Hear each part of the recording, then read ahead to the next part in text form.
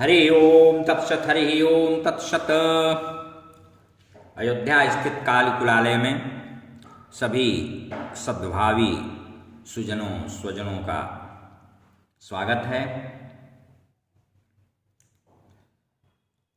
तंत्र साधना में उपासना के कई भाव हैं, कई आचार हैं और उन सबका साधना सिद्धि से लेकर के गति मुक्ति तक बहुत बड़ा योगदान है, महत्वपूर्ण स्थान है। आगमोपासना में अघोर और वाम मार्ग भी अपना महत्वपूर्ण स्थान रखते हैं। यह भी तंत्र साधना की एक विधा है। अघोर का अपभ्रंश है अवघड़। यह सदा शिव का सौम्य स्वरूप है। अघोर ही अवधूत भी होता है, एक तरह से अवधूत ही है। सामाजिक बंधनों का अवधूनन करके ही साधक अवधूत होता है। ऐसा आराधक इष्ट के अलौकिक अपरिमित माधुर्य आनंद रस के निलय में निमज्जित होता रहता है। श्रीमद् भागवत में शुकदेव जी को अवधूत कहा गया है। तुलसी ने लिखा है, धूत कहो अवधूत कहो। इस साधना का स्रोत आदि स्रोत अथर्ववेद का रुद्राध्याय है। यह शिव शक्ति के सामरस्य का प्रतिपादक विधान है और दर्शन सिद्धांत है। शक्ति के बिना शिव शव हो जाते हैं। शिव का ईकार शक्ति तत्व ही तो है। इसलिए इस मार्ग में, इस उपासना पद्धति में स्त्री की अतीव महत्ता है, उसकी प्रतिष्ठा है, महिमा है। यहां समाज के उपेक्षित, शोषित, दलित या समाज की दृष्टि में जो अछूत, निम्न माने जाते हैं, जिनकी उपेक्षा या वर्जनाएं देखने सुनने में आती हैं, व्यवहार में आती हैं, उनको तंत्र शास्त्र सम्मान प्रदान करके प्रतिष्ठित करता है। साधना का यह मार्ग, इस संदर्भ में तंत्रोक्त यह श्लोक बहुत ही महत्वपूर्ण है। चांडाल कुल संभूतां डोम्बिकां वा विशेषतः जुगुप्सित कुलोत्पन्नम सेवयन सिद्धिमाप्नुयात्। जगत में कुछ पदार्थों को प्रिय, कुछ को अप्रिय, कुछ को काम्य और कुछ को त्याज्य, घृणित समझा जाता है। इसी द्वैत भाव पर विजय प्राप्त करने की साधना ही अघोर साधना है। तंत्र साधना की यह मान्यता, स्वीकृत सिद्धांत है कि प्रत्येक जीव अष्टपाशों से आबद्ध है। उन अष्टपाशों में से घृणा भी एक पाश है। अघोर मार्ग में पवित्र अपवित्र कुछ भी नहीं है। सब कुछ ईश्वरीय विधान रचना माना गया है।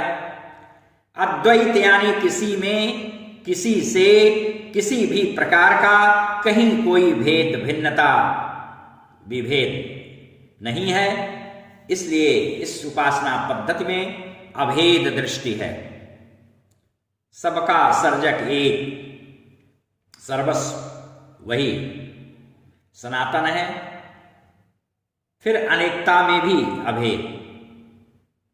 शेष सब मन के भाव, विभाव, अनुभाव, व्यभिचारी भाव, संचारी भाव, स्थायी अस्थायी भाव हैं।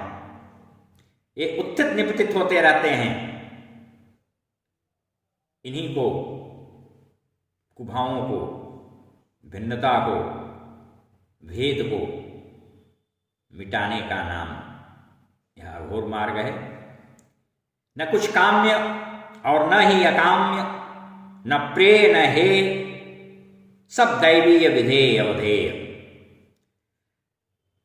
तंत्रों की मान्यता है कि किसी सांसारिक पदार्थ के अहर्निश चिंतन से उसका प्रत्यक्ष भोग कम हानिकारक होता है।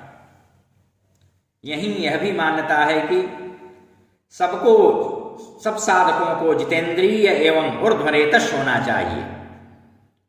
इसमें वासना का कहीं अल्पांश भी स्थान नहीं होना चाहिए। अघोर अर्थात जो घोर भयानक रौद्र न हो, सौम्य हो। यह शब्द एक साथ शिव के सौम्य तथा रौद्र दोनों ही रूपों की अभिव्यंजना करता है, अभिव्यक्ति प्रदान करता है। अघोर पथ गुरु गोरखनाथ द्वारा प्रवर्तित गोरख पंथ की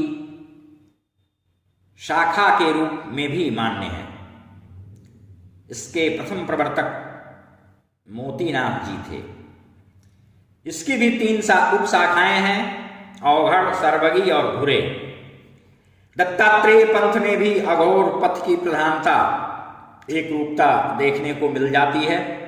उनके यहाँ अवधूत शब्द संज्ञा दी गई है। श्मशान में भय और घृणा को दूर करने की साधना की जाती है। ये दोनों जीव के अष्टपाशों में परिगणित हैं।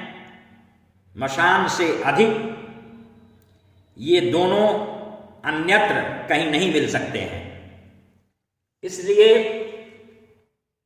अघोर मार्गी विशेष रूप से स्मशान को सिद्ध भूमि मान करके, मुक्ति भूमि मान करके वहां उसका सेवन करते हैं, वास करते हैं। अस्तु अवघड़ मत गुरु गोरखनाथ तथा दत्तात्रेय भगवान के मध्य का मार्ग है।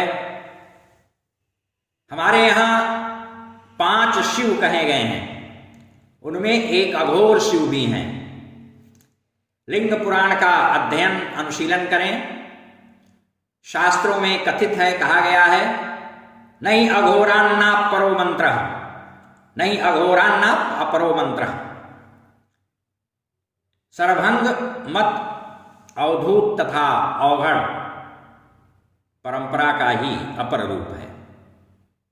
यह शाक्त शैव की तांत्रिक पृष्ठभूमि से परिलसित है और सद्यः सिद्धिप्रद मार्ग बताया गया है।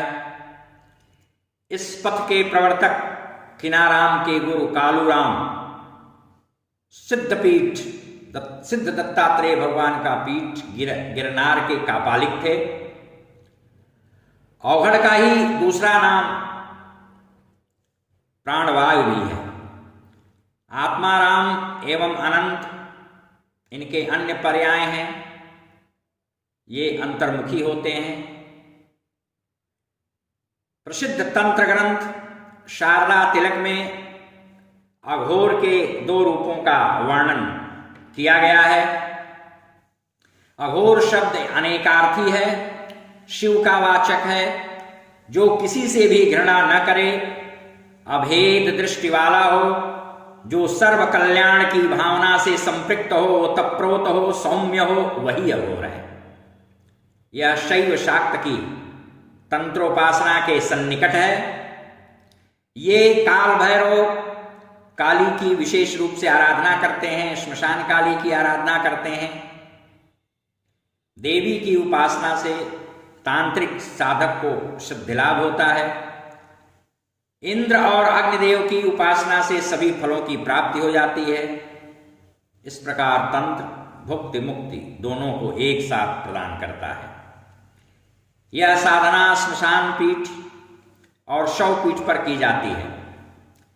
कौशिक सूत्रों में कहा गया है कि अविचारिक कार्यों को हमेशा ग्राम नगर के दक्षिण दिशा में महीने मास के कृष्ण पक्ष तथा कृत्तिका नक्षत्र में ही करना चाहिए।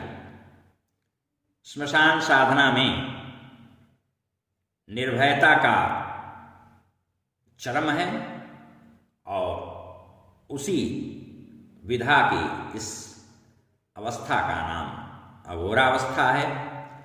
यजुर्वेद में जाते रुद्रा शिवा तनुर्घोरा पापकाशिनी के द्वारा शिव को अघोर सौम्य की संज्ञा प्रदान की गई है। तंत्र में भावत्रय, पशु, वीर और दिव्य भाव और सत्ताचार की मान्यता है। पंचमकारोपासना भी है और पंचमकारों के गूढ़ प्रतीकार्थ भी बतलाए गए हैं। यहां समर्पण, शरणागत को यथार्थ बलिदान भी कहा गया है। कूष्मांड, जिसको खबहा कहते हैं, बतुआ, सफेद कुमड़ा अथवा इक्षुदंड गन्ना और फलों की भी बलि का विधान तंत्र ग्रंथों में निर्दिष्ट है। आज बस इतना ही। इसका शेषांश पुनः अगले दिन हम आपके समक्ष प्रस्तुत करेंगे। हरि ओम। शांति शांति शांति।